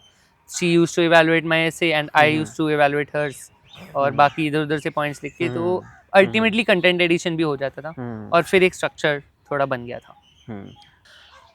काफ़ी टॉपर्स की आंसर शीट्स और काफ़ी सारे जो मेरे फ्रेंड्स हैं उनके आंसर शीट्स भी एनालाइज करने के बाद दो ही तरह के ऐसे लिखे जाते हैं। एक तो कोई होता है जो बिल्कुल फ्री फ्लो ऐसे लिख रहा है, एंड दूसरा होता है जो हेडिंग्स दे देकर उन हेडिंग्स को एक्सप्लेन कर रहा है, and that can B for any topic. एक अच्छे ऐसे का स्ट्रक्चर मेरे अकॉर्डिंग यही है कि that essay should have as many dimensions as possible. अब वो डायमेंशंस आप कहीं से भी ला सकते हैं। कुछ लोग पेस्टल अप्रोच फॉलो करते हैं, कुछ लोग जीएस अप्रोच फॉलो करते हैं कि जीएस 1 से पॉइंट्स डाउन 2 से, कुछ लोग अपने ऑप्शनल से रिलेट करते हैं उस ऐसे को और उसमें काफ़ी डाइवर्स ले आते हैं। तो वो पर्सन टू पर्सन डिपेंड करता है, बट आप जितने डायमेंशंस हो सकते हैं ऐसे में उन डायमेंशंस को खोलिए। उसके अलावा ट्राई करिए जितने एग्जाम्पल्स और एनेक्डोट्स से आप उन पर्टिकुलर डायमेंशन और उन पर्टिकुलर टॉपिक को सब्सटैंशिएट कर पा रहे हैं, वो काफ़ी वर्क करता है। एंड तीसरा, अगर आप टॉपिक्स के अकॉर्डिंग लिख रहे हैं तो जो भी आप हेडिंग्स दे रहे हैं, एक तरह से मीसी अप्रोच, कंसल्टिंग में एक मीसी अप्रोच होती है, mutually exclusive and comprehensively evaluated. So बिल्कुल कोई भी एक एस्पेक्ट ना छोड़ते हुए, अगर आप हेडिंग वाइज भी देख रहे हैं तो वो आप वैसे रखिए।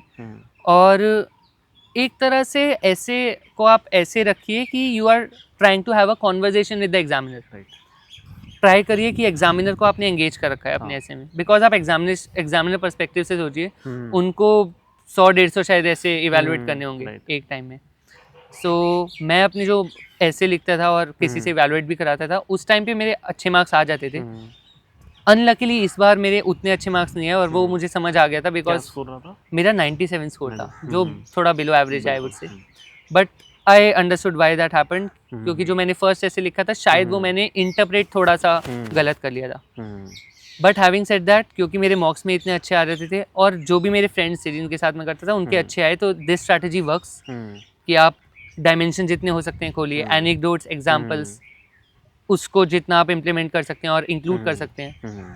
और एक और स्ट्रैटेजी होती है कि एक सर्कलिंग अप्रोच बोलते हैं कुछ लोग, कि जैसे आप स्टार्ट कर रहे हैं ऐसे जिस भी एनेक्डोट से या जिस भी एग्जांपल से, आप ट्राई करिए उसी एनेक्डोट या एग्जांपल पर लास्ट में वापस आए। और लास्ट चीज़ एक और, ट्राई करिए कि जो आपको 2 ऐसे लिखने हैं तो दोनों ऐसेज की अप्रोच थोड़ी सी डिफरेंट हो, ताकि वो भी एक रिडंडेंट ना लगे। क्योंकि एग्जामिनर को भी थोड़ा दिख जाता है कि यार यस, ये इसका अपनी क्रिएटिविटी नहीं है, ये इसने कहीं से सीख रखा है, उसने डायरेक्टली इम्प्लीमेंट कर दिया। तो ट्राई करिए अगर वो हो सकता है तो, और बाकी तो आपका क्रिएटिविटी है जो भी वहाँ पे है। स्टूडेंट्स को किस तरीके से जज करना चाहिए कि उन्हें कितने नंबर ऑफ मार्क्स देने हैं, कि वो ऐसे कौन से ऑब्जेक्टिव को अचीव करने की सोचना चाहिए कि उन्हें ये जज करने में आसानी हो कि उन्हें कितने मार्क्स देने हैं? सो इसमें भी सबका अपना पर्सनल ओपिनियन होता है, बट मेरे अकॉर्डिंग पहली बात तो ये नहीं देखना चाहिए कि मेरे मार्क्स में मार्क्स कितने आ रहे हैं, वो उससे अपने आप को जज ना कीजिए। अल्टीमेटली 2 चीज़ें हो सकती हैं, या तो आप अपनी स्ट्रैटेजी डिवाइस करने की कोशिश कर रहे हैं कि how I am going to attempt the final examination, तो वो जब आप सोच लें वो मार्क्स देख के ही पता चलेगा। अलग अलग स्ट्रैटेजीज ट्राई करिए। पहली बात तो जितने टॉक्स हो सक, ज़्यादा भी नहीं बट 2-3 टॉक्स सुनिए और उनका भी स्ट्रैटेजी जानने की कोशिश कीजिए, बट किसी को ब्लाइंडली फॉलो मत कीजिए। उस स्ट्रैटेजी को टेस्ट करिए मॉक टेस्ट में, और 2-3 स्ट्रैटेजी टेस्ट करिए, मल्टीपल बार उसकी टेस्टिंग कीजिए, और उसके बाद अगर आपको एक फाइनल स्ट्रैटेजी मिल गई है तो I think that will be the Goldilocks number, कि अब ज़्यादा मॉक्स देने का नीड नहीं है। और दूसरी चीज़ हो सकती है जो मैंने करी थी, that is for content addition and value addition. तो अगर आपको लगता है कि और मॉक्स से आपको और वैल्यू ऐड होगी, तो तभी दीजिए, बट जब आपको दिखना स्टार्ट हो जाए कि यार अब तो रिपीट ही हो रहे हैं, एटलीस्ट 80% क्वेश्चन तो अब ये सॉल्वेबल हो गए हैं, तो आप मॉक्स वहाँ पे देना रुक सकते हैं। और ये जो कंटेंट एडिशन है ये फुल लेंथ टेस्ट से ज़्यादा बेहतर हो रहा है या सेक्शनल से? मेरे उस एक्सपीरियंस में सेक्शनल से कंटेंट एडिशन बेटर था, क्योंकि फुल लेंथ टेस्ट में मोस्टली अगर आपने एक ही जगह से ले रखी है टेस्ट सीरीज तो मोस्टली रिपीट हो रहे होते हैं क्वेश्चंस। और करंट अफेयर्स के भी हो सके तो आपने कंपाइलेशन तो ले लिया, बट उसके बाद सेक्शनल टेस्ट ज़रूर दीजिए, क्योंकि उससे काफ़ी वैल्यू एडिशन मिलता है। Because current affairs is something, इतने सारे न्यूज़पेपर्स हैं, आप एक ही पढ़ सकते हैं उनमें से, और जो कंपाइलेशन है वो भी हो सकता है 3 या 4 न्यूज़पेपर से ही कंपाइल होके आ रहे हो, बट वो भी ह्यूमन बींग्स हैं, वो भी कुछ क्वेश्चंस मिस करेंगे, और कहीं दूसरे से आपने टेस्ट लिया, आपको वहाँ से बहुत सारा एक्स्ट्रा मटेरियल मिलेगा। तो इसमें मेरा ये है कि टेस्ट तो ठीक है आप दे लीजिए जितने देने, बट अल्टीमेटली सोर्स एक ही रखिए, ज़्यादा सोर्स पे जाने की ज़रूरत नहीं है, और न्यूज़पेपर तो करते ही रहना। तो मतलब सेक्शनल से हम अपना कंटेंट ठीक करें और फुल लेंथ से हम अपना ऑप्टिमाइजेशन करें। स्ट्रैटेजी, अगर आपकी स्ट्रैटेजी पहले से डिसाइडेड नहीं है, क्योंकि मेरी तो पहले से डिसाइडेड थी, मैंने 12th के टाइम भी और कॉलेज के टाइम भी काफ़ी ऐसे टेस्ट दिए थे, सो मुझे स्ट्रैटेजी नहीं डिवाइस करनी थी, बट हाँ स्ट्रैटेजी डिवाइस करने के लिए आप फुल लेंथ टेस्ट पे फोकस कर सकते हैं।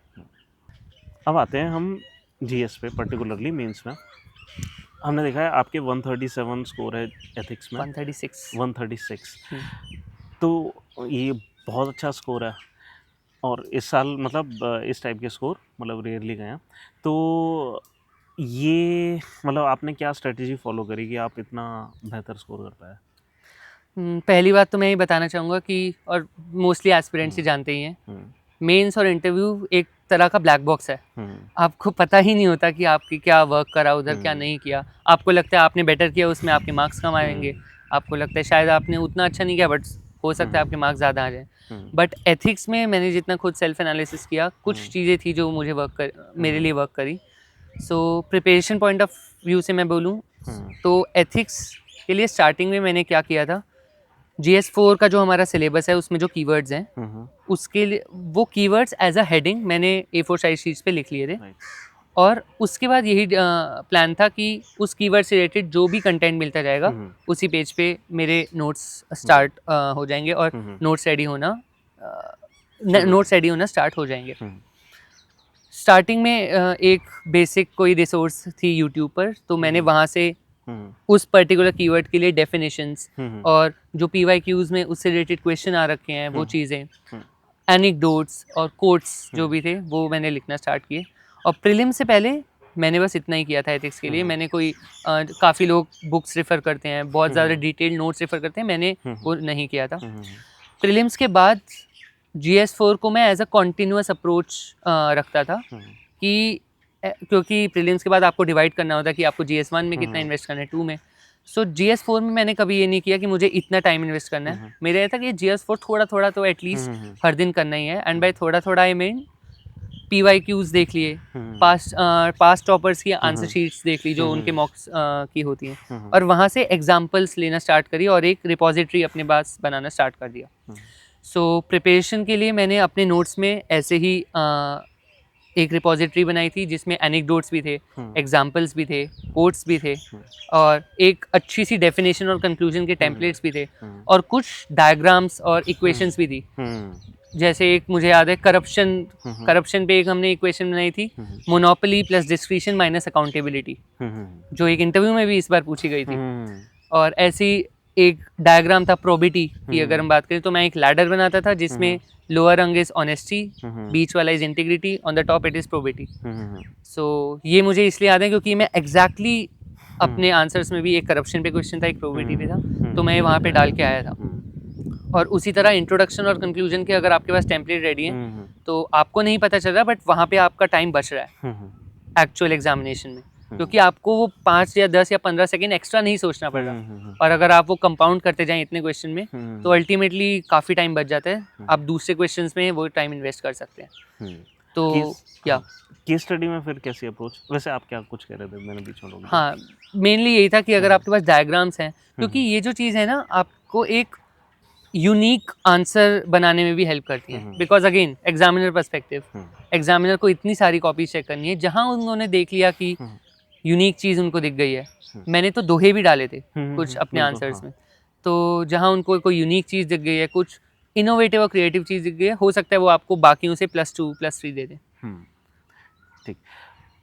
केस स्टडीज़ में आपका क्या, वो क्योंकि ऑब्वियसली सेक्शन ए अकेला बेहतर जाता तो ये स्कोर नहीं आता, आपके दोनों बिल्कुल। सेक्शन बहुत बेहतर गए हैं, तो केस स्टडी में आपकी क्या अप्रोच थी? केस स्टडी में प्रिपरेशन पर्सपेक्टिव से मैं बोलूँ तो मैंने जो GS4 का एक मॉक टेस्ट दिया था दैट, और उसके अलावा PYQ की सारी केस स्टडीज़ की आंसर राइटिंग प्रैक्टिस की थी फ्रॉम आई थिंक 2017। और कुछ लोग होते हैं वो एक केस स्टडी प्रैक्टिस करते हैं और फिर ब्रेक करते हैं, मैं ऐसे नहीं करता था। I use to study at least 3 case studies in one go, क्योंकि वहाँ से आपको अपने टाइम मैनेजमेंट का भी पता चलता है। राइट। और उसके अलावा जो मेरी स्ट्रैटेजी होती थी to attempt a case study question, मैं ट्राई करता था कि ज़्यादा से ज़्यादा जो क्वेश्चन में लाइंस हैं, जो क्वेश्चन में वर्ड्स हैं, उनको वर्बैटिम अपने आंसर्स में इनकॉर्पोरेट करूं, जो सिलेबस के कीवर्ड्स हैं उनको इनकॉर्पोरेट करूं, और उसके अलावा ट्राई करता था कि जब भी कोई कंक्लूजन और इंट्रोडक्शन जो मैंने अपने PYQs में या फिर आंसर कॉपीज़ में देखी हैं टॉपर्स की, जिनका मैंने रिपॉजिटरी पहले बना रखी थी, वो डायरेक्ट ही अपने उसमें इनकॉर्पोरेट कर दूं अपने फाइनल एग्जामिनेशन वाले दिन। उससे टाइम भी बचता था और उससे काफ़ी एक तरह का यूनिक आंसर दिखता था एग्जामिनर को। और अंडरलाइन काफ़ी करता था मैं केस स्टडीज़ में, because I have to highlight the important points over there. And philosophers जो, बिकॉज फिलोसोफर्स का अलग सेक्शन होता है, तो हर फिलोसोफर के मैंने 2 या 3 पॉइंट तो लिख लिए थे कि अगर इस टाइप का कोई भी क्वेश्चन आता है 10 मार्कर्स में या फिर कोई भी केस स्टडी आती है, I will mention that philosopher and I will mention a line about it. So ये मेरी स्ट्रैटेजी होती थी फॉर अटेम्प्टिंग केस स्टडीज़। आपने जैसे बताया कि PYQs का आपने एनालिसिस करा था, क्या आपने केस स्टडी के PYQs को भी सेग्रीगेट करा था कि इस टाइप की केस स्टडी ये हैं, इस टाइप की ऐसी हैं? मैंने ऐसे नहीं किया था, बिकॉज मेरा ही मानना था कि अल्टीमेटली जो एग्जामिनेशन में आएगा वो बाउंसर्स आएंगे आपको। आपको पता ही नहीं कि कौन सा टाइप का टॉपिक आने वाला है। तो कुछ लोग होते हैं जो साथ में ही, फॉर एग्जांपल प्रोबिटी की कोई केस स्टडी है, तो 2-3 केस स्टडीज़ अगर हैं उसमें PYQs में, तो वो उन दोनों तीनों को इकट्ठे प्रैक्टिस करेंगे। बट मैं ऐसे नहीं करता था। मेरा होता था कि randomly, so my younger sister help in this, मैं उसको बोल देता था कि बहन just mark any 3 case studies 5-6 सालों से रैंडम, और मैं वो अटेम्प्ट करूँगा। तो वो आई थिंक वो रैंडमनेस होना इम्पॉर्टेंट है एग्जामिनेशन में, बिकॉज ये एग्जामिनेशन ही रैंडम है। तो मैं इकट्ठे ना करके मैं रैंडमली प्रैक्टिस करता था।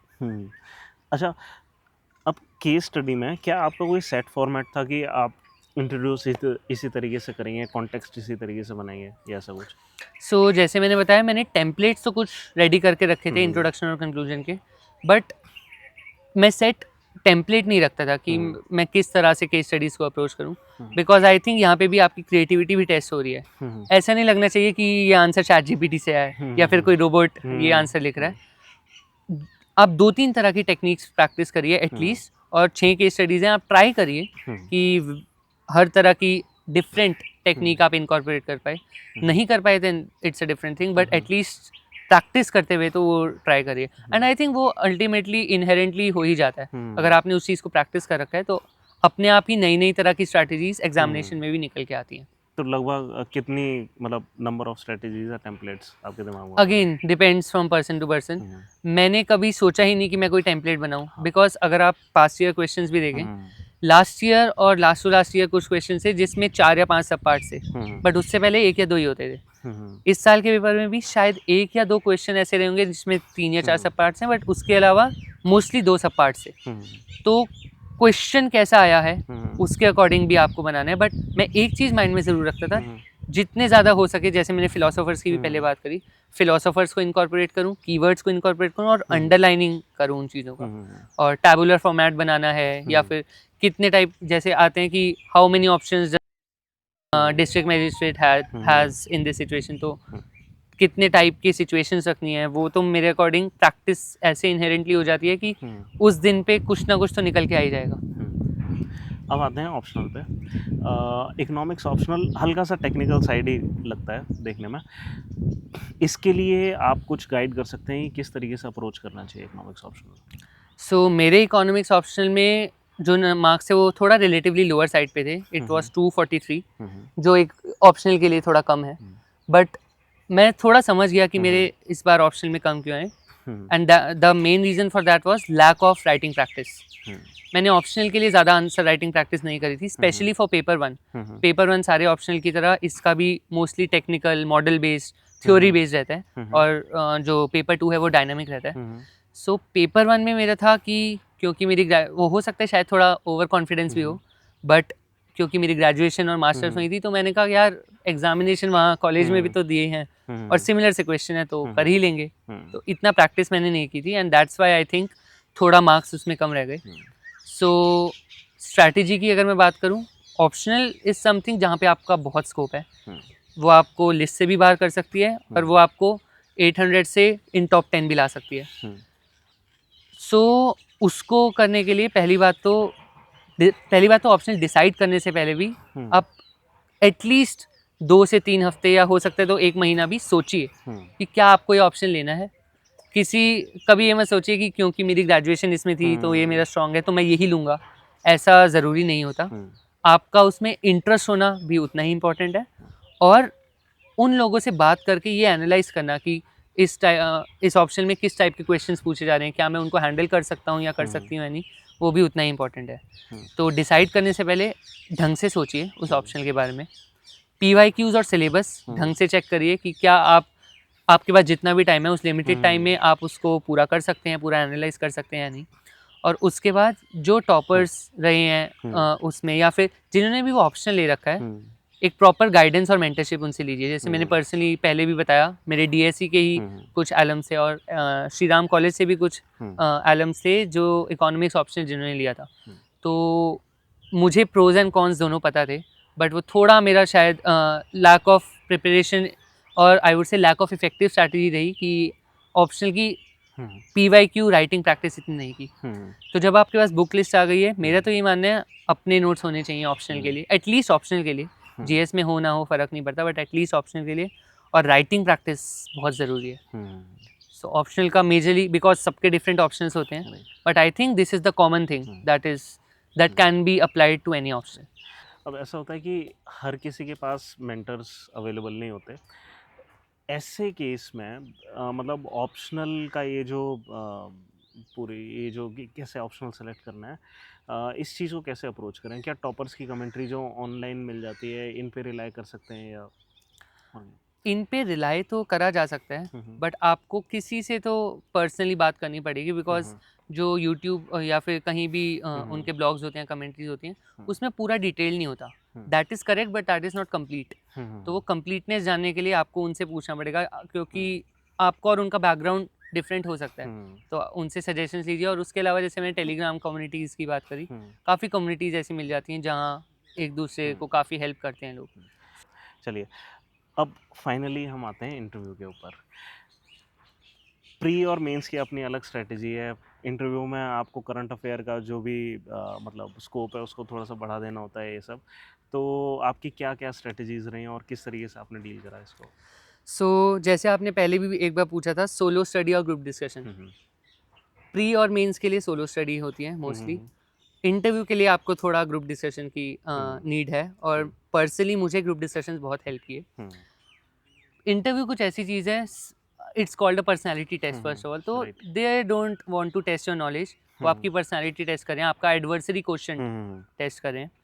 और उसमें मेरी ये स्ट्रैटेजी थी, न्यूज़पेपर्स तो ऑब्वियसली वी कांट लीव, और उसके बाद ग्रुप डिस्कशंस में जितना हो सके उतना हम एक दूसरे से इंटरव्यू सेटिंग में क्वेश्चन आंसर्स करते थे। और साथ साथ जो भी बिकॉज अगर मैं आंसर कर रहा हूँ तो जो 4 लोग और बैठे हैं उनको भी उस चीज़ के बारे में नॉलेज मिल रही है। तो हम बीच बीच में ये भी ट्राई करते थे कि जो मेरा स्ट्रॉन्ग पॉइंट है सामने वाले उसी पे क्वेश्चन करेंगे ताकि उनको और एक्स्ट्रा नॉलेज मिलेगी। एंड उसके अलावा मॉक्स जो हैं वो देना वहाँ तक इम्पॉर्टेंट है if you want to know the setting of the interview, and if you need to get into that groove कि इंटरव्यू कैसे दिया जाता है और कैसा फॉर्मल एनवायरनमेंट में आप अपने आप को प्रेजेंट कर सकते हैं। सो स्ट्रैटेजी तो मोस्टली यही है, group discussions as much as possible and current affairs. इन दोनों के अलावा मुझे नहीं लगता ज़्यादा फोकस करने की नीड है। ठीक है, ये तो हो गई इंटरव्यू की बात और यूपीएससी की बात। कोई अगर वैसे भी आपसे अगर कनेक्ट करना चाहे तो कोई है तरीका जिससे आपसे कनेक्ट करा जा सके?